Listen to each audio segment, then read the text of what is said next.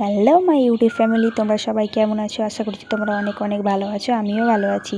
তো চলে এসেছি নতুন একটা ভিডিও নিয়ে। তো যারা যারা নতুন ভিডিও আমার চ্যানেলে দেখছো তারা অবশ্যই চ্যানেলটিকে সাবস্ক্রাইব করে দিবে। তো এদিকে দেখতেই পাচ্ছ আমি বৃষ্টিতে একটু ছাদে গিয়েছিলাম। তো দেখো বৃষ্টি হচ্ছে আর আমি এদিকে দেখো বৃষ্টির মধ্যে দাঁড়িয়ে দাঁড়িয়ে ভিজছিলাম। তো দেখো বৃষ্টি তো হচ্ছে অনেকক্ষণ ধরে প্রায়।